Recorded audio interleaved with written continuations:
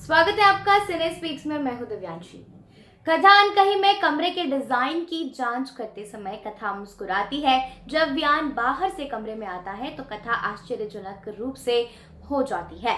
वह तुरंत उसे गिरने से रोकता है और कथा डिजाइन की प्रशंसा करने से पहले बीच में आने के लिए माफी मांगती है। वियान उसे धन्यवाद देता है और अपने रिश्ते की तुलना शाहजहां, मुमताज और उसके दोस्त जैसे लोकप्रिय प्रेम कहानियों से करता है। कथा वियान को बताती है कि मुमताज और उसका दोस्त कभी नहीं मिले, जिस पर वियान कहता है कि यह उनकी कहानी है और वह एक सुखद निष्कर्ष चाहता है।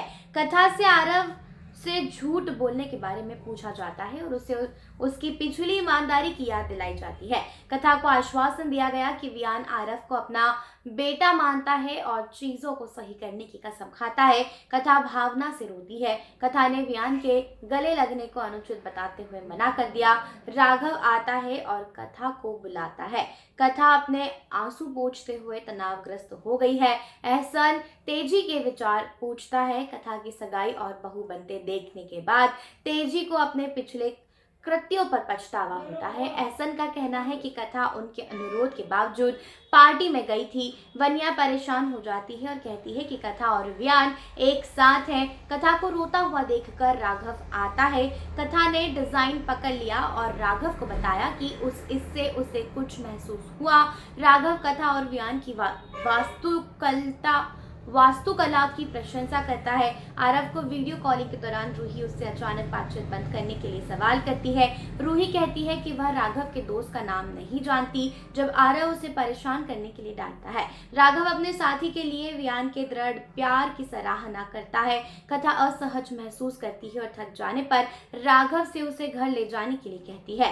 राघव के सहमत होने के बाद वे कमरे से बाहर निकलते हैं और एहसन और वन्या से मिलते हैं। एहसन ने उन्हें बताया कि तेजी थक गई है और सो रही है। राघव का कहना है कि कथा थक गई है, इसलिए वो जा रहे हैं। फिर अपने साथी के लिए वियान की भक्ति को स्वीकार करता है और उसे उसका नाम लेने के लिए चुनौती देता है। वियान द्वारा कथा का चौंकाने वाला खुलासा किया गया है।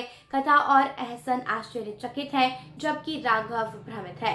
वियान घोषणा करता है कि यह कहानी नहीं है, लेकिन कथा बाद में उसके जीवन साथी राघव का खुलासा करने का वादा करती है। राघव वियान को उसके प्यार पाने और कथा को छोड़ने में मदद करने का वादा करता है। एहसन वियान के व्यवहार की आलोचना करता है।